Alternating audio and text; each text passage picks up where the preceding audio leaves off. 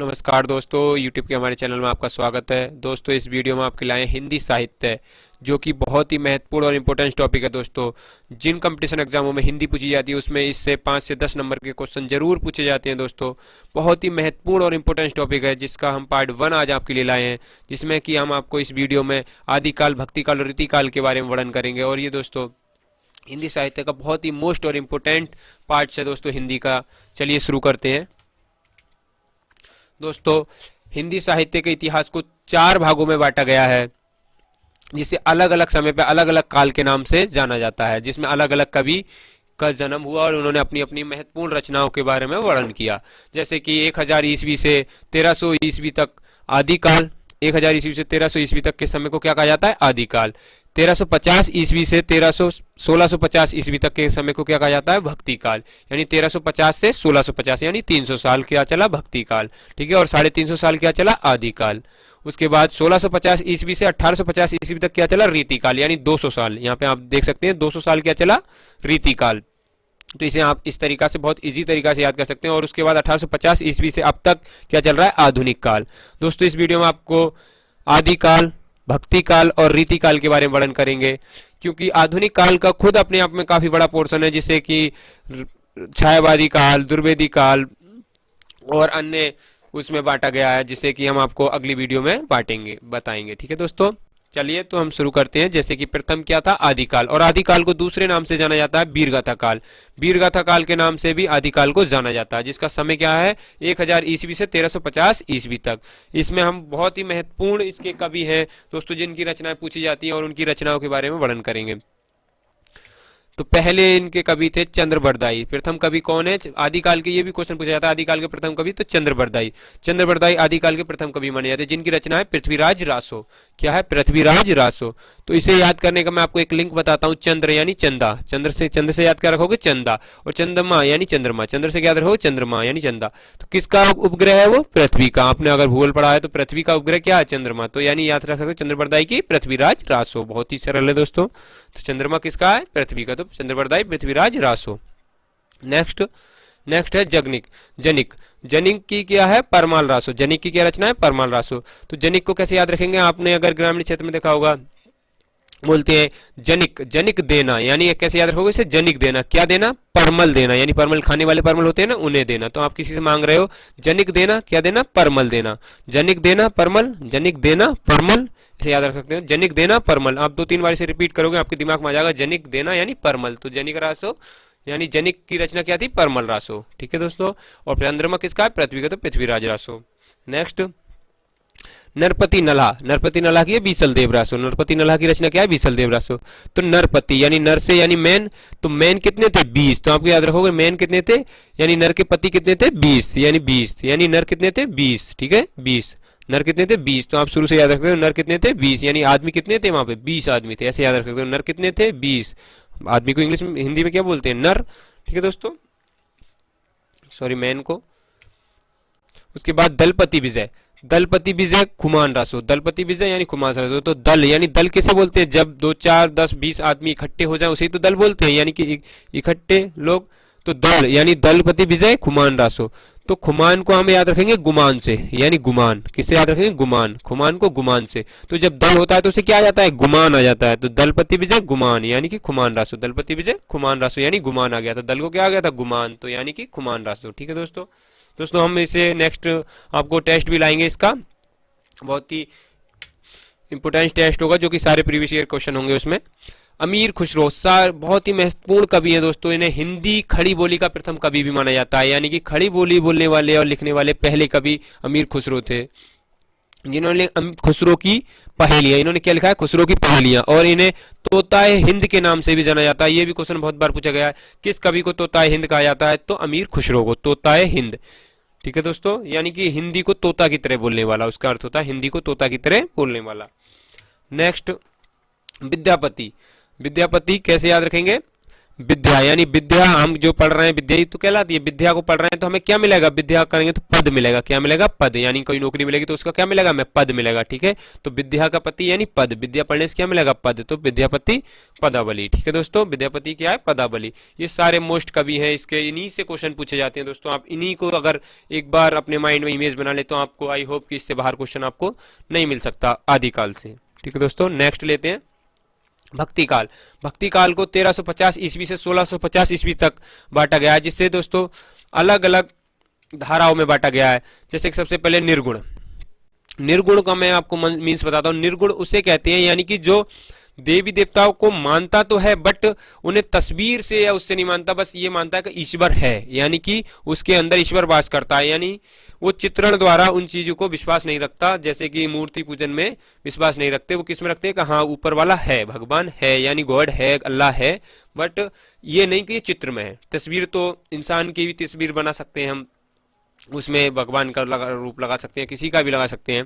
तस्वीरें तो अब मानव ही बना रहे हैं, लेकिन ऊपर वाला कभी अपना चित्र फोटो खिंचवाने थोड़े आते हैं या कैमरे में, तो वो तो सब मानव निर्मित हैं। इसी वजह से ये निर्गुण धारा वाले इस चीज को मानते हैं कि ऊपर वाला है बट निराकार रूप है, उसका आकार नहीं है, निराकार है। ठीक है दोस्तों, इसी चीज को निर्गुण धारा बोला जाता है। तो इसमें संत काव्य धारा, निर्गुण में क्या आया, संत काव्य धारा। ये भक्ति काल में निर्गुण के कवि थे संत काव्य धारा के। कौन सी धारा के थे, संत काव्य धारा के। कौन थे संत काव्य धारा के कवि, तो बहुत ही मोस्ट कवि थे कबीरदास और गुरु नानक। कबीरदास और गुरु नानक ये दो कवि निर्गुण के थे और वो भी संत थे। वो भी क्या थे, संत काव्य धारा के। ठीक है, निर्गुण के, संत काव्य धारा के, यानी क्या थे, कौन सी पूजा करते थे, निर्गुण को, और कौन सी धारा के थे, संत काव्य धारा के। कौन थे, कबीरदास, जिनकी रचना क्या, बीजक शबद रमेनी। कबीरदास की वेरी मोस्ट इंपोर्टेंट तीनों रचनाएं ये दोस्तों, बीजक शबद और रमेनी। बीजक शबद रमेनी ये किसकी रचना है, कबीरदास की। और गुरु नानक जिन्होंने की सिख धर्म की स्थापना की थी, आपको पता है सिख धर्म के संस्थापक माने जाते हैं गुरु नानक जी, तो उनकी रचना है जापू जी। कौन सी, जापू जी। जापू जी गुरु नानक जी की रचना है। चलिए मैं आपको इनकी इमेज दिखाता हूं। ये हमारे महान कवि कबीरदास, जिन्होंने अपनी अमृत वाणी भी इन्हीं ने दी है दोस्तों, और इन्होंने मानव के लिए बहुत ही सुबद और अच्छे विचार वर्णन किए हैं दोस्तों। ये निराकार रूप को ज्यादा मानते थे। उसके बाद अगले गुरु नानक जी, जो कि आपको पता होगा सिख धर्म के संस्थापक माने जाते हैं गुरु नानक जी। ठीक है दोस्तों, जिनकी रचना कौन सी, जापू जी। ये कौन से किसके थे, संत काव्य धारा के, निर्गुण। भक्ति काल की संत काव्य धारा के, कौन से के थे, संत काव्य धारा। किसे मानते थे, निर्गुण धारा को। ठीक है दोस्तों, नेक्स्ट ये भी निर्गुण धारा को मानते थे, लेकिन इन्हें सूफी काव्य धारा कहा जाता था। सूफी काव्य धारा यानी कि ये तो संत थे, यानी कि अच्छे ज्ञान बांटते थे, और ये प्रेम मार्गी धारा के, यानी ये प्रेम की बातें वर्णन करते थे, यानी जैसे कि प्रेम वाली बातें, जिसकी भी कोई कविता पुराने राजा महाराजाओं की प्रेम की कहानी ये वर्णन करते थे, यानी सूफी काव्य धारा। इसे क्या कहा जाता है, सूफी काव्य धारा या प्रेम मार्गी धारा। ये भी निर्गुण धारा के थे, ये भी चित्रण का प्रयोग नहीं करते थे। चलिए मैं बताता हूं इसमें कौन मोस्ट कवि हैं। इसके सबसे मोस्ट और इंपोर्टेंट कवि हैं मालिक मोहम्मद जियासी। मालिक मोहम्मद जियासी, मालिक मोहम्मद जियासी किसके, सूफी काव्य धारा के कवि हैं, वो भी निर्गुण के। क्या मानते थे, ये भी निर्गुण मानते थे, सूफी काव्य, जिसे प्रेम मार्गी धारा भी कहा जाता है। दोस्तों ये क्वेश्चन पूछा गया है, सूफी किस धारा को प्रेम मार्गी धारा कहा जाता है, तो सूफी काव्य धारा को। और किसका है ये, भक्ति काल के, सब भक्ति काल के ही हैं, जिसमें मालिक मोहम्मद जियासी की रचना है पद्मावत, अखरावट और आखिरी कलाम। ये तीन मोस्ट इंपोर्टेंट रचनाएं इनकी, पद्मावत, अखरावट और आखिरी कलाम किसकी है, मालिक मोहम्मद जियासी की। कुतुबुन, कुतुबुन भी प्रेम मार्गी धारा के कवि थे सूफी के, जिनकी मृगावती, इनकी रचना क्या है, मृगावती। क्या है, मृगावती। तो आप याद रखें कुत्तु यानी कुत्ता, कुत्तु से याद रखो कुत्ता, कुत्ता यानी मृग, मृग मतलब किसे बोलते हैं, हिरण को। तो यानी दोनों जानवर आपको इसमें मिल रहे हैं। ठीक है दोस्तों, इसमें मुझे आई होप कि इसमें किसी के दिल को ठेस पहुंचाने वाली बात नहीं, हमें लिंक से याद रखने के लिए। तो यानी जिसमें दोनों जानवर मिले वो जानवर की रचना जानवर के साथ। ठीक है दोस्तों, आप ऐसे रिलेट कर सकते हैं।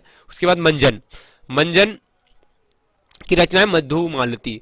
मंजन यानी इसी की सूफी के धारा के कवि थे मंजन की मधुमालती। तो इसकी बहुत इजी और बड़ा इजी ट्रिक मैंने बनाई है दोस्तों। तो मधु यानी किसी लड़की का नाम है, तो मधु किससे मांझती, मंजन से मांझती। मधु यानी अपने दांत किससे मांझती, मंजन से मांझती। तो हम याद रखते हैं मधु मांझती मंजन से, मधु मांझती दांत मंजन से। तो मंजन यानी मंजन की रचना मधुमालती। ठीक है, मालती मांझती, ऐसे याद रखें, मालती मांझती, तो मधु मालती मंजन से। ठीक है, मुल्ला दाऊद, मुल्ला दाऊद की चंदायान, मुल्ला दाऊद भी इसी के हैं कभी, मुल्ला दाऊद चंदायान। तो मुल्ला यानी कि मोमडन जो लोग होते हैं वो क्या देखते हैं अपनी ईद पे, चंदा यानी चांद देखते हैं ना, तो मुल्ला दाऊद यानी चंदा देखते हैं, तो मुल्ला चंदा। ठीक है, इससे आप याद रख सकते हैं। चलिए नेक्स्ट लेते हैं। अब शगुन दो भागों में विभक्त है दोस्तों, ये चार आपको दिख रहे हैं, दो निर्गुण के और दो शगुण के। अब निर्गुण के तो मैंने आपको बता दिया, अब शगुण के। ठीक है दोस्तों, तो सगुण के थे कृष्ण काव्य धारा, सगुण को भी दो भागों में बांटा गया, कृष्ण काव्य धारा। निर्गुण को दो भागों में बांटा गया दोस्तों, जैसे कि संत काव्य धारा और सूफी काव्य धारा, आपको दिख ही रहा होगा। और निर्गुण सगुण को भी दो का उसमें बांटा गया, निर्गुण काव्य धारा और सॉरी कृष्ण काव्य धारा और दूसरा राम काव्य धारा। ठीक है, वो आगे बताएंगे हम आपको। कृष्ण काव्य धारा को अष्टछाप और पुष्टि मार्ग के नाम से भी जाना जाता है, यानी अष्टछाप और पुष्टि मार्ग भी कृष्ण काव्य धारा को कहा जाता है। यानी इस काव्य धारा के कवि को अष्टछाप कवि और पुष्टि मार्ग कवि भी कहा जाता है, यानी कि इन्होंने अपने मार्ग की पुष्टि की, यानी कि इन्होंने अपने मार्ग को सिद्ध करके दिखाया। ठीक है दोस्तों, जिसे कृष्ण काव्य धारा, जैसे कि आप समझ ही गए होंगे कृष्ण के कवि कौन थे, बहुत ही मोस्ट इंपोर्टेंट कवि सूरदास जी। सूरदास जी कृष्ण जी के बहुत महत्वपूर्ण भक्त थे, तो इसी वजह से सूरदास जी इस काव्य धारा के कवि हैं। यानी कि इनकी रचना भी आपको पता होना चाहिए, बहुत ही मोस्ट इंपोर्टेंट रचना, बहुत बार पूछी गई है। साहित्य लहरी, सूर सागर और सूर सारावली, ये तीन रचनाएं इनकी बहुत ही मोस्ट। साहित्य लहरी, सूर सागर, सूर सारावली, दो तो आपको इजी तरीका से याद हो जाएंगे, सूर सूर दोनों में मिल रहा है, सूरदास की सूर सागर, सूरदास की सूर सारावली। लेकिन आपको ये याद ही करनी है साहित्य लहरी किसकी है, सूरदास की। साहित्य लहरी भी रचना किसकी है, सूरदास की। और आपको ये दिख रहे होंगे सूरदास जी, आपको कभी भी दिख ही रहे होंगे। ठीक है, दूसरे रहदास, उसके बाद रहदास ने दोहे लिखे थे दोस्तों, इनकी कोई ज्यादा मोस्ट इंपोर्टेंट रचनाएं नहीं है, लेकिन आपको पता होना चाहिए रहदास भी कृष्ण काव्य धारा के कवि हैं। उसके बाद मीराबाई, मीरा जो थी वो भी कृष्ण काव्य धारा की कवि थी, मीराबाई जिसे कहा जाता है। मीरा री मल्हार, ये रचना इनकी है। और राग गोविंद और गरबा गीत, राग गोविंद और गरबा गीत, ये सारी रचनाएं किसकी है, मीराबाई की। और इनके गुरु का नाम भी आपको पता होना चाहिए, रहदास, जो कि ऊपर आपको दिख रहा है, ये इनके गुरु थे रहदास। और नंददास, नंददास भी इसी काव्य धारा कवि है, कृष्ण काव्य धारा के, रसमंजरी और बिहारी। अगली है सगुण काव्य धारा।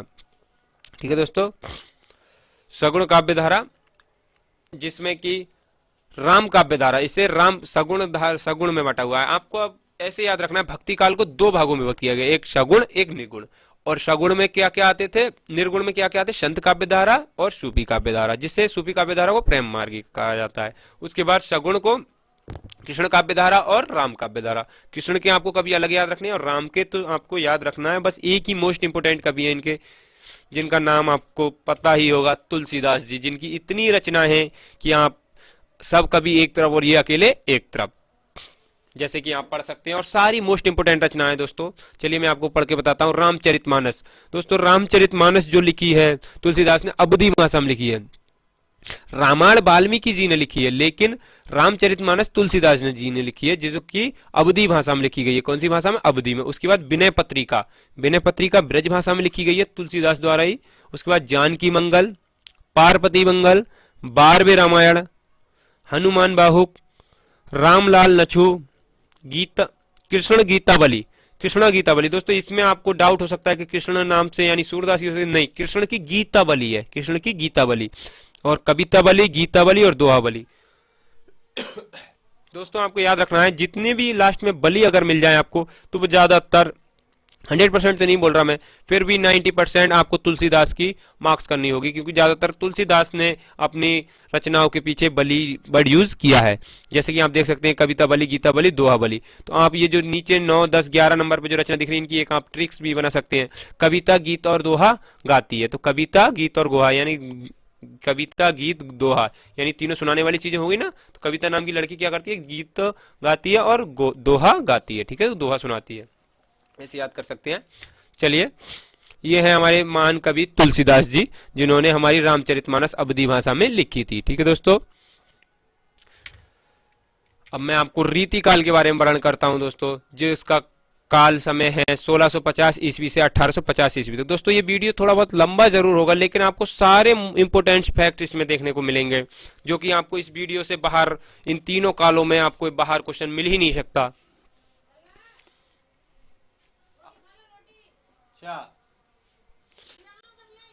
ना चलिए इसे हमने 3 भागों में विभक्त किया है। रीति वृद्ध काव्य धारा यानी रीति वृद्ध काव्य धारा। रीति काल को 3 भागों में विभक्त किया गया है।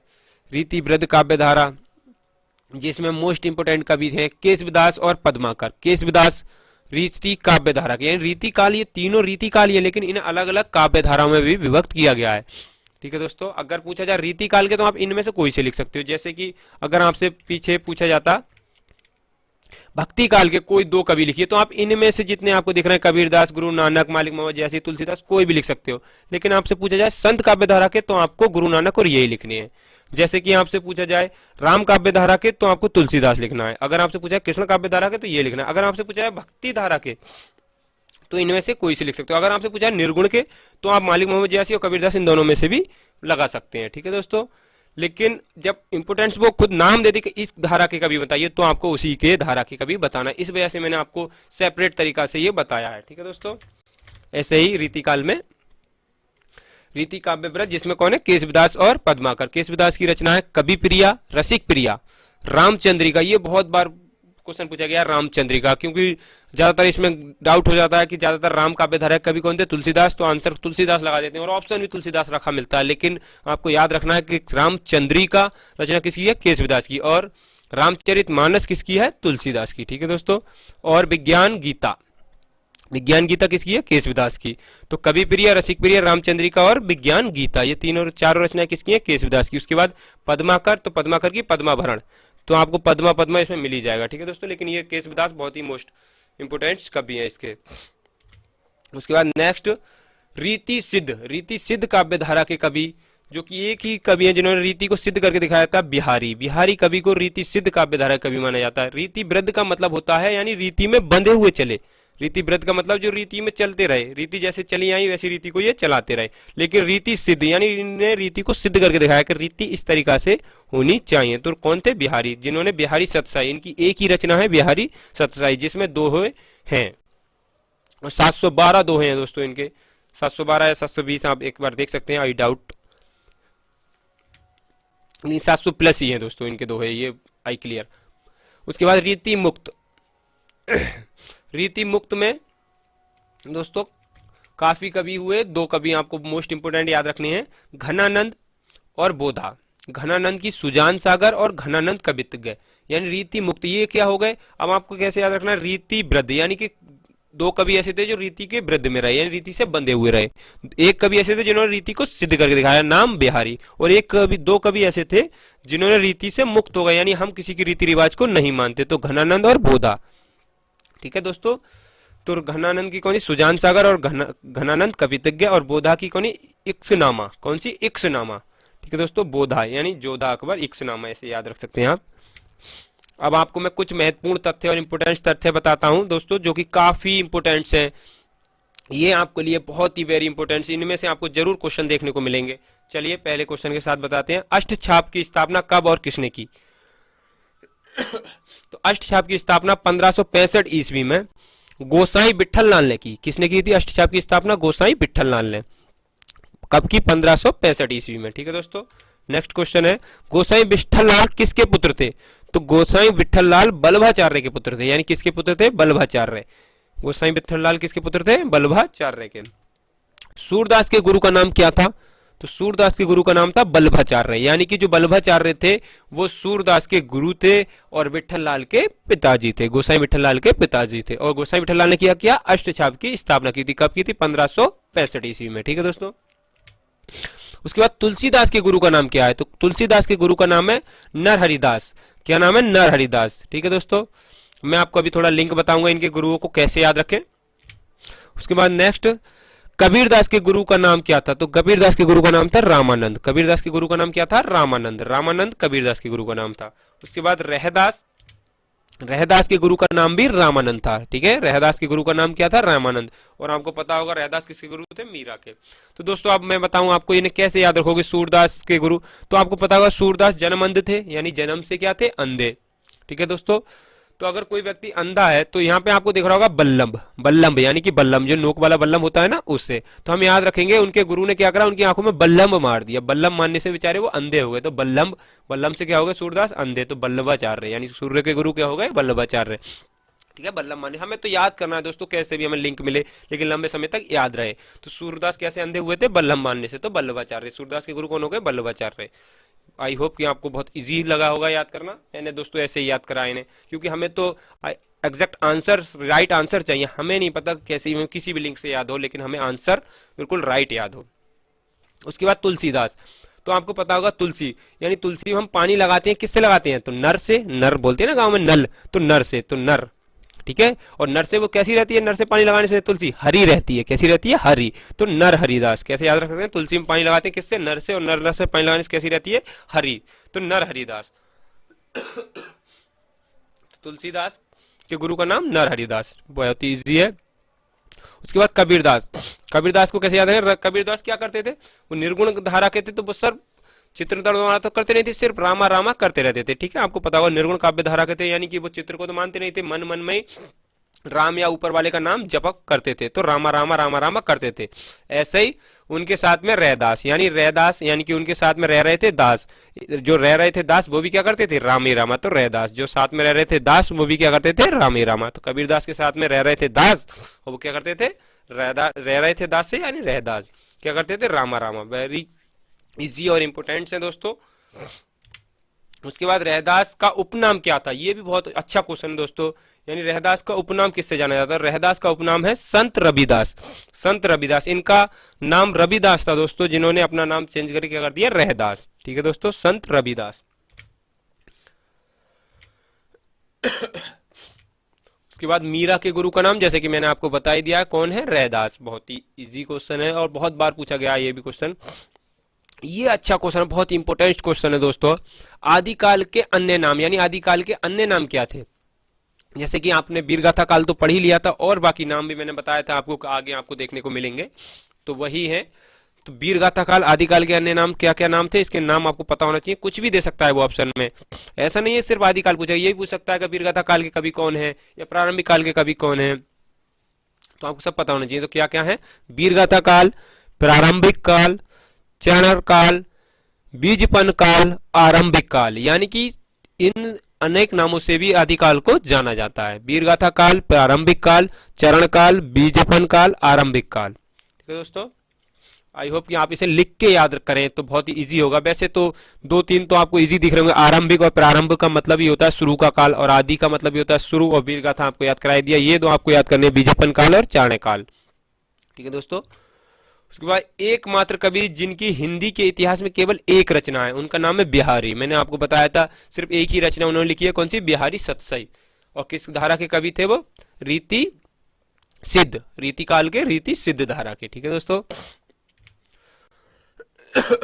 उसके बाद कठिन काव्य का प्रेत कहा जाता है। कठिन काव्य का प्रेत किसे कहा जाता है? केशवदास को। किसे कहा जाता है? केशवदास को। केशवदास को कठिन काव्य का प्रेत कहा जाता है। ये बहुत बार क्वेश्चन पूछा गया है दोस्तों, कठिन काव्य का प्रेत किसे कहा जाता है? केशवदास को। और केशवदास किस काल के कवि हैं? रीति काल के। और कौन सी धारा के हैं? रीति वृद्ध। कौन सी धारा के हैं? रीति वृद्ध। इनकी रचना भी आपको पता होना चाहिए कौन कौन सी है? कवि प्रिय, रसिक प्रिय और रामचंद्रिका, और विज्ञान गीता। ठीक है दोस्तों, नेक्स्ट सिख धर्म के संस्थापक, जैसे कि मैंने आपको शुरू में ही बताया था, सिख धर्म के संस्थापक कौन है? गुरु नानक देव। और जो किस धारा के कवि हैं आपको पता होगा, किसके हैं? निर्गुण के, संत काव्य धारा के, भक्ति काल के। खड़ी बोली के प्रथम कवि अमीर खुसरो। मैंने आपको बताया था अमीर खुसरो, जिन्हें तोता हिंद के नाम से भी जाना जाता है। हिंदी का प्रथम महाकाव्य कौन है? पृथ्वीराज रासो। पृथ्वीराज रासो, यानी कि हिंदी का प्रथम महाकाव्य भी माना जाता है पृथ्वीराज रासो को, जिसके रचयिता कौन है? तो पृथ्वी का उपग्रह कौन था? चंद्रमा, यानी चंद्रबरदाई। ठीक है दोस्तों, आपको याद होगा, मैंने ट्रिक बताई थी आपको। पृथ्वी का उपग्रह क्या? चंद्रमा, तो चंद्रबरदाई। कबीरदास जी किस भाषा का प्रयोग करते थे? कबीरदास जी सदुक्कड़ी भाषा का। किसका प्रयोग करते थे? सदुक्कड़ी भाषा का। उसके बाद मालिक मोहम्मद जयासी का नाम क्यों पड़ा? इनका जन्म उत्तर प्रदेश के रायबरेली के निकट जयास नामक स्थान पर हुआ था। इनका जन्म कहाँ हुआ था? रायबरेली के जयास नामक स्थान पर। That's all.